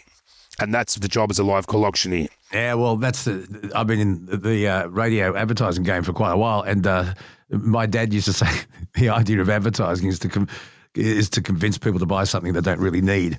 Yeah, exactly right. And it was a skill, and it's a shame because live call auctioneers, in the real estate game, they're still around, but in auction houses, there's very, very few auction houses that still call live sales. Everything's online. Is that right? You know what baffles me is when people don't understand what commercial radio is. Like the amount of people that will comment saying, oh, like you read those ads too much or you do this and it's like, do you not understand what commercial radio is? Like that is how people get paid. Like that's the whole point of commercial. Turn on the ABC if you don't want to hear it, exactly. You know? I know they don't get it. How do they think that people get paid? It's through the selling of commercials. But the auctioneer said something else before we move on to some hot topics, Vice Captain. He said sometimes it's a good strategy of the vendor not to let the auctioneer know what the reserve price is while the auction's going on, because once the auctioneer knows it's on the market and it's reached reserve, they can get lazy. That's right. That's right. But see, that's the difference between real estate auctioneers and goods and chattel. You've got that time. You know, you're calling one lot. It's one house. You've got half an hour or an hour or whatever it takes. Like I remember the auctioneer that sold my mum's house. He was almost like a bully, you know, like bullying people. Are you going to bid again? Are you going to bid again? You're going to miss out. And I found it quite obnoxious. When I was calling the auctions, I'd make you laugh and I'd be entertaining and funny and witty. But this guy was a prick. Like if I was at that auction, and I said this to my mother, if I was at that auction, I would have put one on his chin and walked out. That's how rude I found him. Well, funnily enough, when Nathan and I were trying to buy our apartment, there was this one real estate agent that we just got to a point that anytime she was listed on a property, we just wouldn't bother because she would chronically underquote. But the first auction that we went to, they did the whole, you know, let's start the bids or whatever. And Nathan put his paddle up and said, I don't know, some number that was well within the range that the real estate agent gave us. And Nathan got told, oh, come on, mate, give us a serious bid. And like that was how it started. And then they were like, we're not accepting that. And we were like, what? They insulted you. What do you mean? So the agent's given them a price range, Adam. Yeah. Nathan's put up his paddle within that range and they insulted him. Yeah. It's weird. They're a different breed, the real estate auctioneers, but I don't know how they get paid. Do they get a cut? Do they get a commission? I think sometimes it's a commission, sometimes it's a flat fee. I don't think they do. I think they get like a couple $100 to call it. Next time I talk to Charles Tarby, I'll ask him, because Charles used to be an auctioneer. But the thing that got me, before we move on, is so Nathan's put his paddle up, indicating to the agent that he had at least X amount of money to spend, and it was a significant amount of money, Adam. Insulted, they walk away. You would think the agent would run up after them and say, hey, listen, sorry you weren't successful today, but I might have something else within your price range, and kept them. They let them walk up the street. Yeah. And for me, the real estate agents should be thinking, all right, that's their first bid. You're not going to come in at your top dollar, your first bid, so maybe you can coerce them to go again and go again and go again. Like you're not going to put all your cards on the table on your first wave of the paddle. Like it's just it's obnoxious. I find them very obnoxious. Do you have an auction story to tell? Please share it with us. Luke Boner, radio guy at gmail.com. And if you are an auctioneer, you may have some tips how to succeed in an auction. We'd love to hear your stories. Now we've got Bathurst coming up, and we've got an email from Timothy, and he's shared some Bathurst posters. These are fantastic. He's had them for some time. Very cool. He says, I was going to ask Adam just what they might be worth to a collector. Do hope that it's all going well with you. Really missing your voice. That's really nice. Thank you, Timothy. The posters you can see on our Facebook page. Adam, you've had a good look at them. Describe them. So they're advertising posters from the mid-'80s, 85, with Peter Brock. Great pieces of memorabilia. The thing with Bathurst memorabilia that I've found of late is that these guys are diehards, you know, like guys and girls. They're absolute diehards for Bathurst. I've got a fella that I work with. You've met, Cuz, that was on the podcast a while ago. He goes to Bathurst every week. He nicely came in and told me that he bought a mankini to walk around the track on the Saturday night, as he does every year. The Ford and Holden fans, they're absolutely tragic. So those posters would be absolutely gold in someone's man cave or womb tomb. I reckon that if you put them up around and sold them around Bathurst, you'd be probably looking at maybe $400 or $500 each. Yeah. Because of the age and the condition. Okay, now the car that's being featured here is the 1985. It says Bathurst 1985. Now that was a VK Commodore, and it's funny, because the major sponsor was Mobil. And the 05 Commodore was Now, any other year before that, it would have Marlboro on it, and I wonder, because cigarette advertising is banned, how rare are those? Because you don't really see them anymore. Incidentally. For your information, Adam, 1985, Brocky had a terrible time in that race. He had a broken windscreen and then a broken timing chain. Terrible conditions, but he still came second. Yeah, it was one of the all-time great drivers, without a doubt. Brocky, lost his way a little bit with the crystals towards the end of his career. But can you see Riley? Yes, I can. I can see Riley's little face in the bottom square of the glass door behind you. It was a great drive. It's a topic that I'll probably have next time I talk to James Ward. There is a debate. Was Peter Brock 9 times winner of Bathurst? Was he really the greatest touring car driver we've ever produced? Because there are other drivers that have won more Australian touring car championships and have won a significant amount of Bathursts. And the Peter Brock haters say he wasn't the best driver, but he always had the best team behind him. Well, I mean, that's all part of the game, isn't it? It's not just the driver, it's the car, it's the equipment, it's your pit crew, whatever. It's all part of a working machine. Yeah. Now, just quickly before we move on, last week we were talking about Wonder Boy's birthday extravaganza at the casino, and this is going up on the Facebook by the time this episode drops. But Luke, I don't think you've seen the suaveness of these two, so let me show you. Look, he's grown up, hasn't he? Isn't he a fine specimen? And look at you, handsome rooster. I know. Look at you, Adam. You look very suave. Yeah, I'll scrub up your all jacket's about 5 sizes too big. Where'd you get the jacket from? I bought it from Broadway that day. Nice. So Wonder Boy's taller than you now. Yes, he is. How does that feel? Thanks for pointing that out. Oh, that's very good. That's very, very good. He sent me a photo that his mate took of him by the pool. I should send you that. He's like a fucking bag full of walnuts. It's ridiculous. He's so Arnold cut up. Schwarzenegger was, I think it was Robin Williams described him as a sock full of walnuts. Yeah. I don't understand what that means. His muscles bulging through. Oh, muscles. I was like, what are you talking about? I thought you were talking about like a scrotum. And I was that is too much information. Kelsey, please. You see, you've lowered the tone. Adam and I do our best to raise the bar, the level, and you just drag it down, Kelsey. No wonder we're... Keep it classy. Try, Kelsey, please. It's not in my nature. Got an email from a listener in the Netherlands. Jean. I'm going to paraphrase because it is a long message, but he says education is about conformity. So with homework, you learn to conform. You conform to what Einstein told you in books. You conform to Newton. You conform to reading English literature. You learn and conform to what the faculty member / professor wants you to learn. But did you learn about Einstein figuring out the faster than light possibilities bending space-time? No, because you conform to the teaching of nothing with mass can go faster than light. You, as in me, saying to Luke, you do not go to university means, Luke, you did not follow the path of conformity. Lord knows that's true. Luke is self-taught and wise by life and maybe has a non-conformist way of thinking.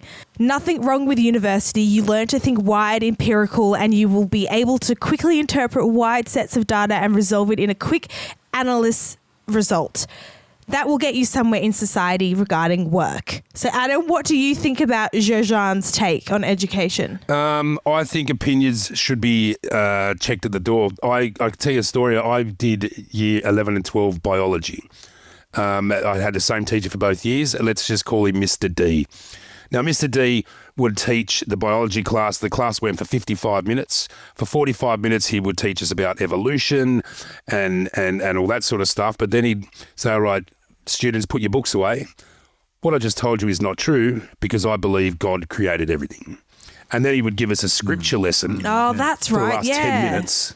You know, the last 10 minutes, you see the headphones go into ears and just whatever, dude, like preach the word. If that's what he believes, that's what he believes. But he can't You can't teach one thing that textbooks say and then go, well, this is my personal opinion. Well, it's interesting you should say that because in Western Australia, teachers have now been told to avoid sharing their personal views on divisive topics. Public school teachers have been told to avoid sharing their personal, religious or political views when discussing divisive topics in the classroom under new Education Department guidelines. A document leaked to the West Australian revealed the state's public school teachers have been directed on how to handle controversial topics around cultural, religious and social justice issues that divide opinion. The guidelines were produced after the Australian Education Union called on ministers and government departments to provide clear, consistent guidelines for teachers discussing global conflicts and other issues. Now, that's really interesting. It kind of goes hand in glove with what you just said about your teacher teaching you the curriculum and then saying, I don't believe in the science, I believe in creation. But there's also heated debate over teachers' say personal opinions on climate change, on what's happening in the Middle East, the rights and wrongs of Israel and Palestine, and so on and so forth. What do you make of it? What if the curriculum, what if the textbook was written by a professor or whoever who has a strong opinion and is not presenting you with fact, but indeed they're bent on something that's happened? Yeah, that's right. So you're just going off historically what's already written down, but there's going to be some subjects that you want to create debate, like Wonder Boy did legal studies through his HSC, and he absolutely loved it because he could get up and he could argue with people. You could put your case. He could put his case forward, and the teachers want to encourage debate and encourage opinion, and so there's going to be subjects like maths, science, English. You can be quite rigid, but there's going to be those other subjects that you want students to be using their nous and their opinions to form an argument, regardless if they're right or wrong. But you need to learn how to put your opinion forward in a correct way. Yeah, it's an interesting one. Teachers preaching their opinions in the classroom. Not unless their opinion is going to be tested. Teachers teach the syllabus, and then unless you're in a debate class, then no. Sharing it, I get you, yeah.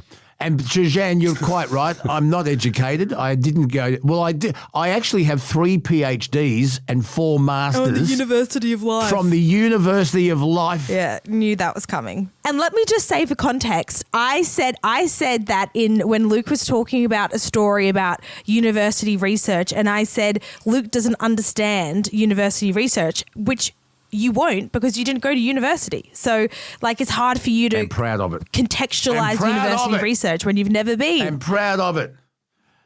Anyway, shall we move on, Adam? Yes. Believe it or not, I didn't go to uni either. No. I'll just throw that out there. No, believe it or not. But what does Wonder Boy want to do? Oh, he wants to open his own gym. Yeah, he wants to open his own gym. What Wonder Boy wants to do, he wants to teach ADHD kids and autistic kids how to do jiu-jitsu. That was words from his own mouth. The kid's an absolute sweetheart. I love that. I think that's sensational. I love that. Because of his ADHD, which was off the Richter scale, he found that doing jiu-jitsu and having something like that to concentrate on totally got him through school. Yeah. Absolutely. So he sees the benefits of being fit and being active, and as well as having something to concentrate on outside of school. It really taught him how to take the learning that he did at the gym and put it into the classroom. How good is that that's great. Gave him, a sense of purpose and a direction as well? Because it's really hard for kids to know what they want to do when they get out of school. Absolutely. Can we get Wonder Boy on one day? Well, I'm picking him up on Saturday, so he'll be here next week. Let's get him on. He'll love it. Let's get him on next week. But I also put it down because I moved down to Canberra and Wonder Boy stayed in Sydney. I also put it down to his coach, and his coach being a real mentor for him. And we had this, and this is what his coach said when Wonder Boy was fucking around at school. We had a sit down with coach, and the coach said to him, Wonder Boy, when you teach class at the little kids and someone's messing around all class, what happens? He said, well, the class is ruined for everybody. No one learns anything. And coach said, that's what's happening at school. And you saw the penny drop. And that's when Wonder Boy went, fuck, it is. I'm ruining it for everyone. And literally from that day, it turned. Yeah. So it's all about having good parents, a good hobby like jiu-jitsu, and massively a good mentor, which Coach Aaron he's is. very lucky. We'll get him on. Props to him. Yeah, Very. Wonder Boy coming up soon here on The Man Cave. Now, look, this is a story that Kelsey and I talked about briefly the other day. Like, I'm dying for your opinion on this. When you're in retail, and you know this, Adam, the last thing you want to do is piss your customers off. Totally. Now, I could never understand the strategy behind Costco charging people a membership fee for the luxury of shopping there, but they got away with it. It worked. But this is at the other end of the scale. You've got a South Australian op shop that has left me scratching my head. A member of the popular Facebook group Op Shopping Australia posted a photo taken in Burra following a window sign at a store called Goosey Goosey Gander. It's an op shop, Vice Captain. They're charging a $5 fee to come in and browse. For regular customers, though, it's free. This blows my mind. I was speaking to a friend who's got an op shop up in North Coast, New South Wales about this yesterday. She said to me that even in the name, Goosey Goosey Gander, that means to have a look. Yeah, it does. I don't know how they're gonna how the fuck they think they're getting away with. Like, so if you go in there, and because it's an op shop, shit's cheap. You go in there, you pay your $5, you buy something for $3, you get $2 back. Like, it's ridiculous. It is absolutely ridiculous. They'll get drummed out of town. Like, you know, these op shop buyers, they're called cockies, what we call them in the game, is where you go out and you're buying stuff and flipping it over. All these people are not going to put up with it. They're not going to put up with it. It's ridiculous. I think what they're trying to do is to scare away people who will take the goods, buy the goods, and not leave them for the locals who really are in desperate need of them. There is an argument, criticism of op shops now, Salvos, Vinnies, all of them, and it depends on what postcode they're in, that they're charging way too much, that people are going into op shops and they're charging way too much. Now, just remember, every cent made at a Vinnies and Salvos goes to charity. The people who work there are usually volunteers. So their MO is to make as much money as possible. But is their MO also to service people who are very, very poor and need that stuff? What's the line? I can let you in on a couple of secrets here. Those big charities, they hire people like me to go in and say, that's what this is, that's what it's worth. Really? And yes, and they'll go in and say, well, that's a piece of Scandinavian art glass or whatever. It should be worth a couple of $100.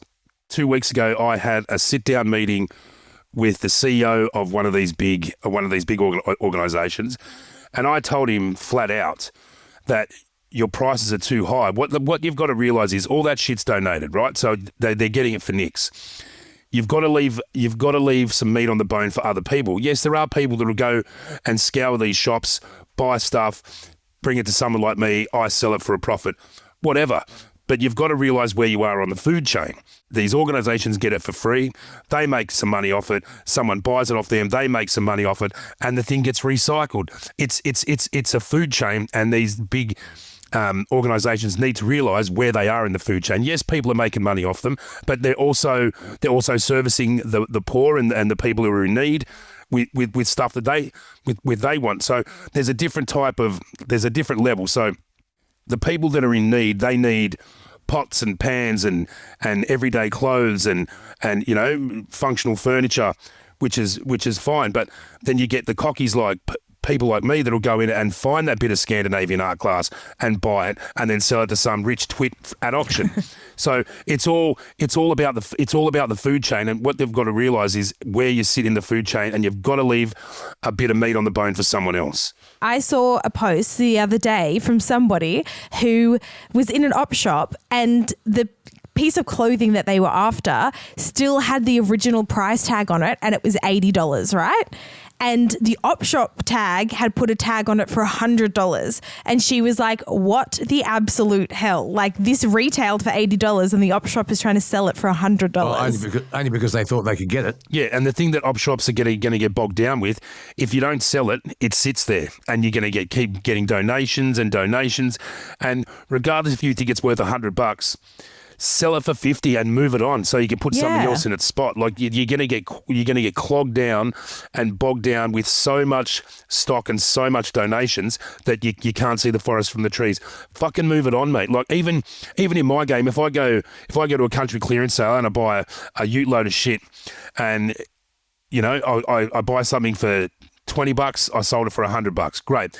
And then the next thing, I bought it for $40. If I get $30, get rid of it. I don't want it. I don't want to keep it. I get my money back and move on. Like, it's all about unders and overs. Yeah. And it's money going in the till for a product that was donated in the first place. It's 100% profit. Exactly. It's 100% profit. Exactly right. I'd love to hear from op shoppers. I remember years ago, Kelsey, I went to the Salvo's op shop near me. And I was there because Jacob was going to a Greece theme party and he wanted to see if he could find a leather jacket. So I went in with him, and there behind the door on a coat rack was a dry as a bone. And Vice Captain, it was in great condition. Now, they're worth $300. They're very, very good coats. I forget the price, but it was serious. It was something like $30. And I went, you're kidding. Put it on. It fitted. So I was talking about it on the air. I said, you won't believe the deal I got in this dry as a bone. Adam, I got hammered by listeners saying I had no right to buy that dry as a bone. I should have left it for someone who was in more need. I got hammered. No, fuck that. No, I mean, no. It's there to be bought. Like it's there to be sold. Like just because you've done well for yourself doesn't mean you don't need a bargain. And also, the actual chance of you finding something like that in an op shop is really high. I reckon people come across maybe like a handful of really good finds at an op shop in their whole life, unless you're going to op shops like every day. Like I've only ever found like something that's like a real bargain like once. Yeah, that's true. Like I hit them up all the time, and I very rarely buy anything. It's a and I think it's directly from the growth of these fucking stupid shows that were on television about buying something old and then selling it on. Now everybody's half an expert. Well, you started it. Everybody does. You started it with your TV show, Aussie Pickers. You hypocrite. You got us all interested with your TV show. But that's the thing. It's like everybody's half an expert, and you've got Google Lens and all this sort of shit. Like it's an Antiques Roadshow. And can I just say, I love Antiques Roadshow. It's so good. It's one of my favourite shows. I never watch it, but Nikki watches it every afternoon. It's about 4:30, and she. Just one thing on the dry as a bone. True story. So I bought it, and we had a particularly dry, mild winter that year. So it's behind the door of the man cave because I'm the dog walker. And so it's there ready for me to put on if it's raining and I have to walk the dogs. Didn't wear it. Didn't need it. One day it's gone. And I said, what happened to the dry as a bone? She said, you never wore it. So I took it up to the Vinnie's bin and I got rid of it. I was sick of looking at it. Without even asking me. Yeah, that sounds like That's the circle. Adam, do you have a tattoo? Yes. Yes, he's massively inked I've got up. a few, yes. Have you ever thought about removing them? I have. I had this conversation with someone the other day. I do have one on my hand that if it wasn't there, I wouldn't be too perturbed. But I've never thought about having them removed, no.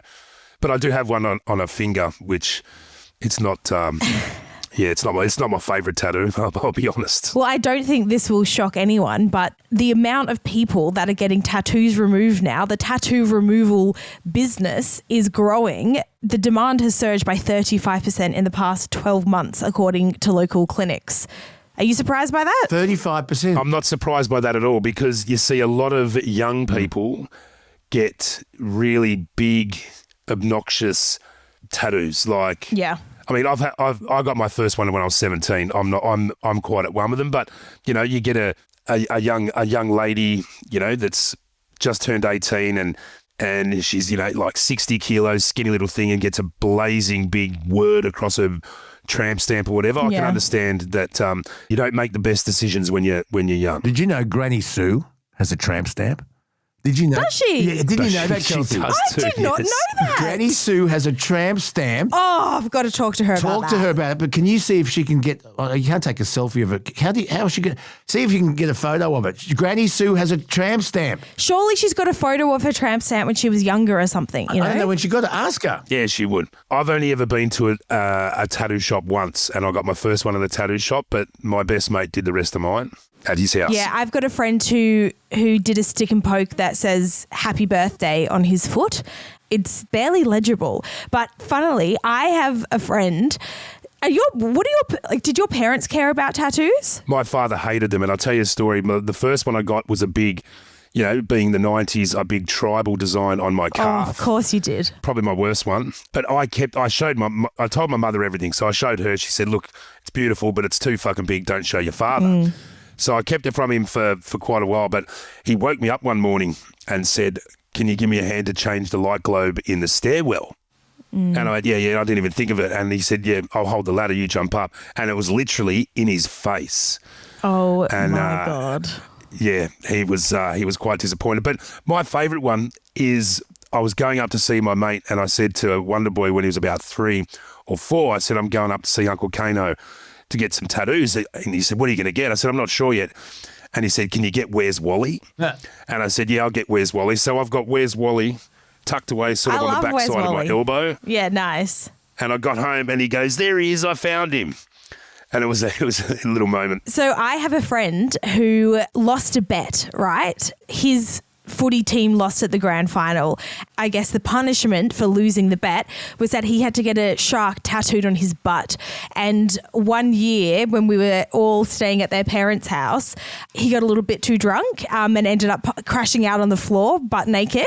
And all of us were freaking out, not because of the fact that he was passed out, but because if his mum saw that tattoo on his butt, he would have died. So it's still a very tight kept secret to this day that he has a tattoo on his butt, and it's not even of his own footy team. That's very funny. And I'll tell you, Kelsey's sister wanted to get a tattoo, and Kelsey and her sister's granny, Nikki's mum, said, oh, why would you get a tattoo? It's like having to wear the same pair of socks every day. Hates them. So what did Storm go and do? She got a sock tattooed onto her foot. All right. She got a sock. That is so good. Is it is really good. It's very cute. That is so good. What is it? Is it just like a hem? It's literally just a tiny little icon of an ankle sock. Oh, yeah. I thought you meant like it looks like you're wearing a sock. It's actually a tattoo of a yellow it's like sock. a tiny little icon of an ankle sock. Yeah, I get it. I think it's very good. Yeah, hey, listen, are you going to go? What are you auctioning today? What are you doing? What have I got today? I've got those 2 nice little motor cars. What I'm going to go and have a look at tomorrow, and it's up in sort of out near Braidwood, is a complete working commercial gin distillery. Oh, wow. Ooh. So if anybody wants to get into the gin game, I might be able to sell you a complete commercial gin distillery. Wow. I'm going to go out there. I'm going to get a couple of bottles. He distills gin and vodka at the moment. So hopefully he's just sold his farm, and I'm hopefully going to be able to sell the distillery for him. I'm not a fan of gin.